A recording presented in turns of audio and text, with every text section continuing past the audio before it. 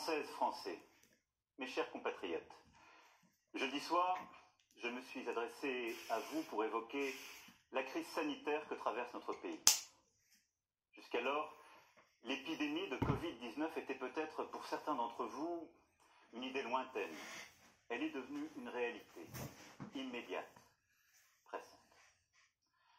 Le gouvernement a pris, comme je vous l'avais annoncé, des dispositions fermes pour freiner la propagation du virus. Les crèches, les écoles, les collèges, les lycées, les universités sont fermés depuis ce jour. Samedi soir, les restaurants, les bars, tous les commerces non essentiels à la vie de la nation ont également clos leurs portes. Les rassemblements de plus de 100 personnes ont été interdits. Jamais la France n'avait dû prendre de telles décisions, évidemment exceptionnelles, évidemment temporaires, en temps de paix. Elles ont été prises avec ordre, préparation, sur la base de recommandations scientifiques avec un seul objectif: nous protéger face à la propagation du virus. Dans la journée de jeudi, un consensus scientifique et politique s'est formé pour maintenir le premier tour des élections municipales. Et j'ai pris avec le Premier ministre la décision de maintenir le scrutin. Hier, dimanche, les opérations de vote ont donc pu se tenir. Je veux ce soir remercier les services de l'État, les maires, l'ensemble des services, des mairies, tous ceux qui ont tenu les bureaux de vote et qui ont donc permis l'organisation de ce scrutin. Je veux aussi saluer chaleureusement les Françaises et les Français qui, malgré le contexte, se sont rendus aux urnes, dans le strict respect des consignes sanitaires, des gestes barrières contre le virus. Je veux aussi ce soir adresser mes félicitations républicaines aux candidats élus au premier tour. Environ 30 000 communes sur 35 000 ont, après ce premier tour, un conseil municipal. Mais dans le même temps, alors même que les personnels soignants des services de réanimation alertaient sur la gravité de la situation, nous avons aussi vu du monde se rassembler dans les parcs, des marchés bondés, des restaurants, des bars qui n'ont pas respecté la consigne de fermeture. Comme si au fond la vie n'avait pas changé. À tous ceux qui, adoptant ces comportements, ont bravé les consignes, je veux dire ce soir très clairement, non seulement vous ne vous protégez pas, vous, et l'évolution récente a montré que personne n'est invulnérable, y compris les plus jeunes, mais vous ne protégez pas les autres. Même si vous ne présentez aucun symptôme, vous pouvez transmettre le virus. Même si vous ne présentez aucun symptôme, vous risquez de contaminer vos amis, vos parents, vos grands-parents, de mettre en danger la santé de ceux qui vous sont chers. Dans le Grand Est, dans les Hauts-de-France, en Île-de-France, nos soignants se battent pour sauver des vies, avec dévouement, avec force.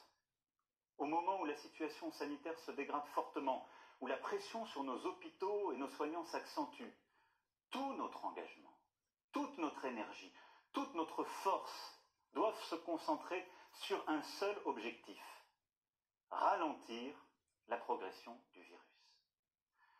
Je vous le redis avec force ce soir. Respectons les gestes barrières, les consignes sanitaires. C'est le seul moyen de protéger les personnes vulnérables, d'avoir moins de concitoyens infectés et ainsi de réduire la pression sur les services de réanimation pour qu'ils puissent mieux accueillir, mieux soigner. Sans signe grave, contactons notre médecin traitant, n'appelons le SAMU et ne nous rendons à l'hôpital qu'en cas de forte fièvre, de difficultés à respirer, sans quoi ils ne pourront faire face à la vague de cas graves qui déjà se profile dans certaines régions. Faisons preuve, au fond, d'esprit solidaire et de sens des responsabilités. Chacun d'entre nous doit à tout prix limiter le nombre de personnes avec qui il est en contact chaque jour. Les scientifiques le disent, c'est la priorité absolue.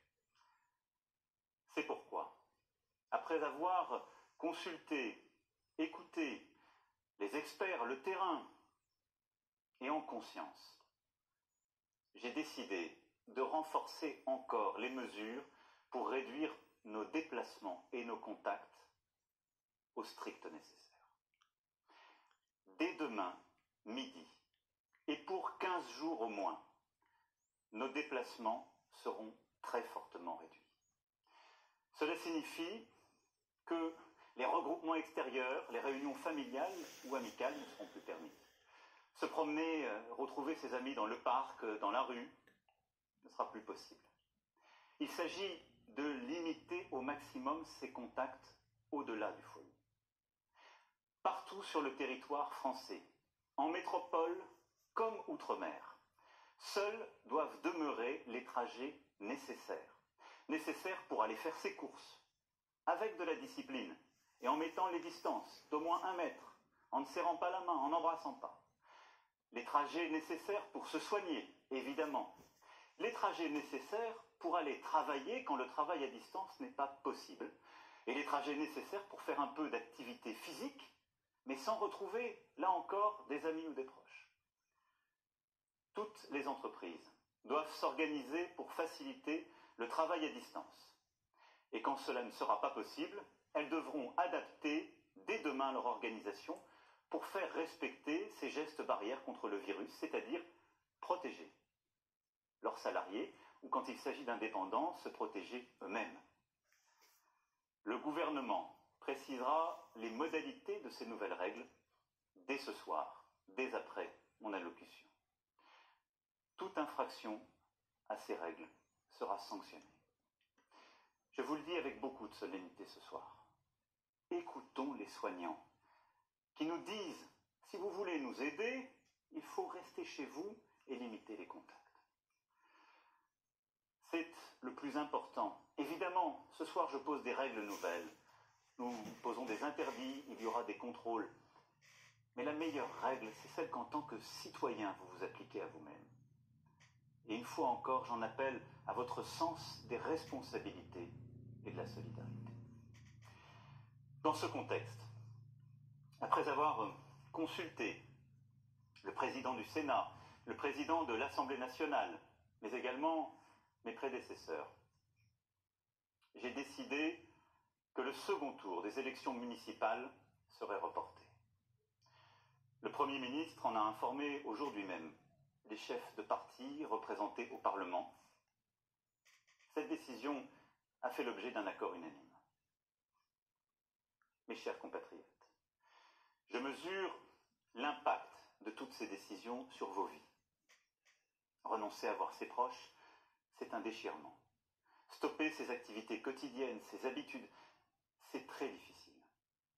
Cela ne doit pas nous empêcher de garder le lien, d'appeler nos proches, de donner des nouvelles, d'organiser aussi les choses avec nos voisins, d'inventer de nouvelles solidarités entre générations, de rester, comme je vous l'ai dit jeudi dernier, profondément solidaires et d'innover là aussi sur ce point.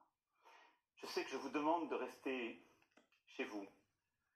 Je vous demande aussi de garder le calme dans ce contexte. J'ai vu ces dernières heures des phénomènes de panique en tous sens.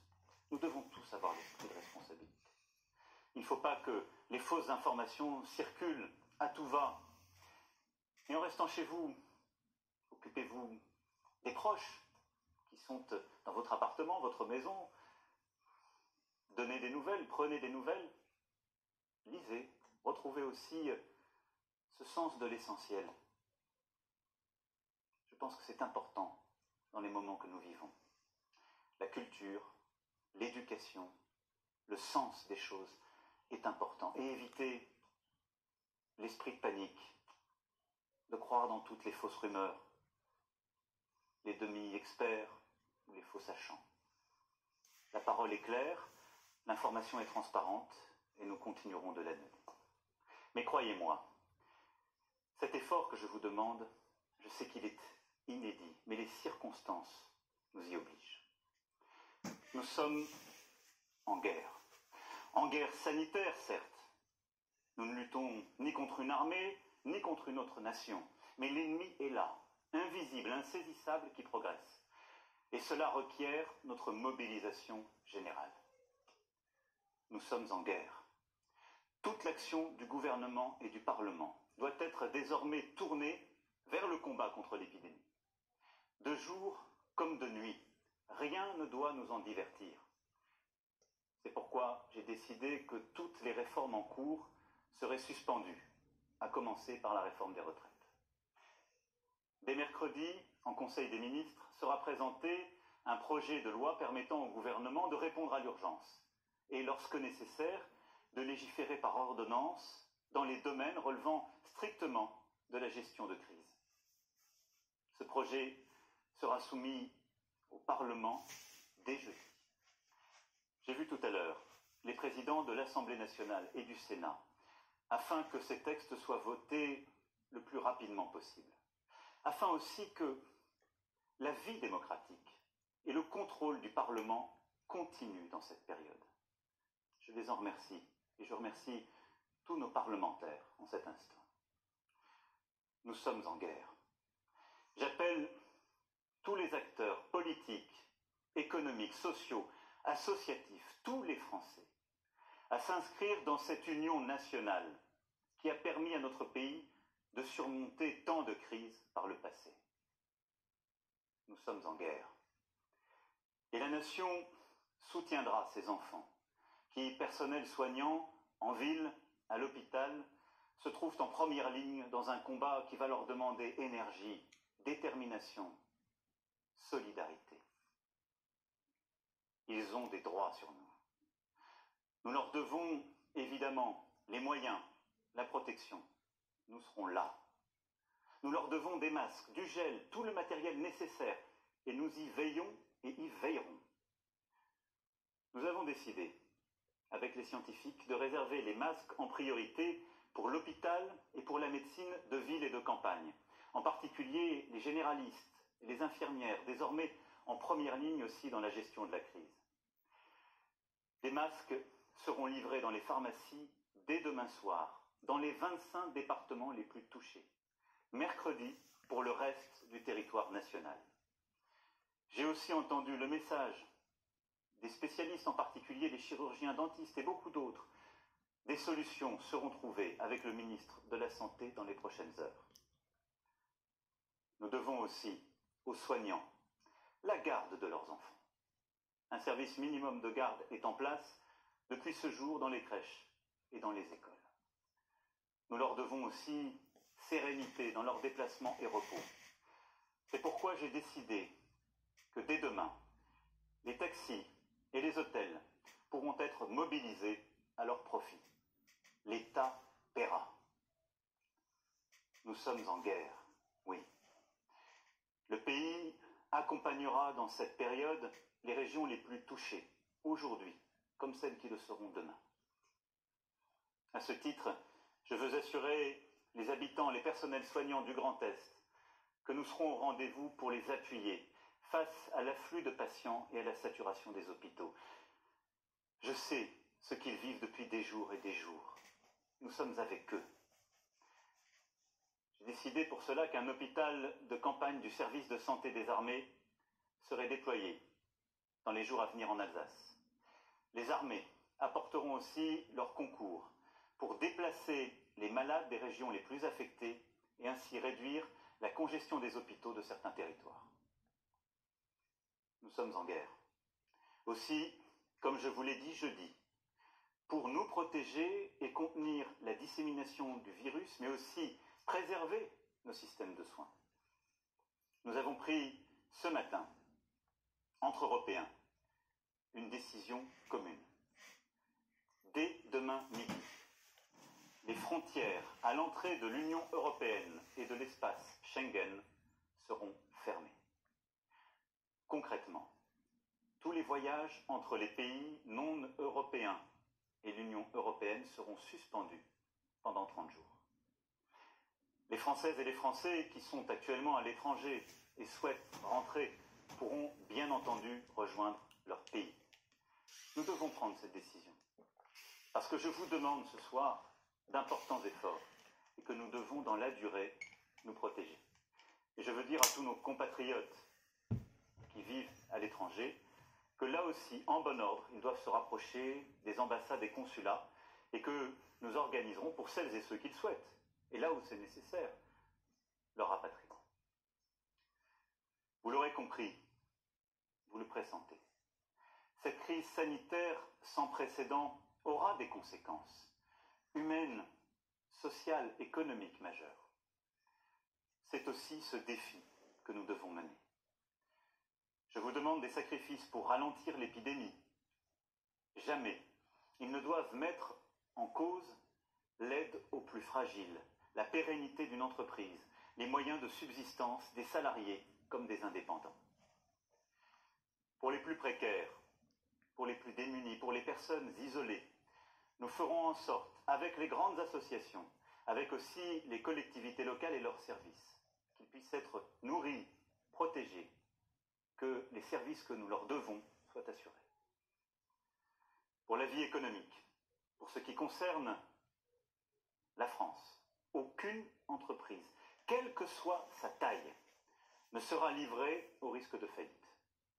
Aucune Française, aucun Français ne sera laissé sans ressources. S'agissant des entreprises, nous mettons en place un dispositif exceptionnel de report de charges fiscales et sociales, de soutien au report d'échéances bancaires et de garantie de l'État à hauteur de 300 milliards d'euros pour tous les prêts bancaires contractés auprès des banques. Pour les plus petites d'entre elles, et tant que la situation durera, celles qui font face à des difficultés n'auront rien à débourser, ni pour les impôts, ni pour les cotisations sociales. Les factures d'eau, de gaz ou d'électricité, ainsi que les loyers, devront être suspendus. En outre, afin que personne ne soit laissé sans ressources, pour les salariés, le dispositif de chômage partiel sera massivement élargi, comme je vous l'avais annoncé jeudi dernier, et comme le gouvernement a commencé à le préciser. Pour les entrepreneurs, commerçants, artisans, un fonds de solidarité sera créé, abondé par l'État, et auquel le Premier ministre proposera aux régions aussi de contribuer. Le gouvernement, dès demain, précisera toutes ces mesures. Elles seront en fonction des besoins, des réalités économiques, des nécessités secteur par secteur, évidemment adaptées.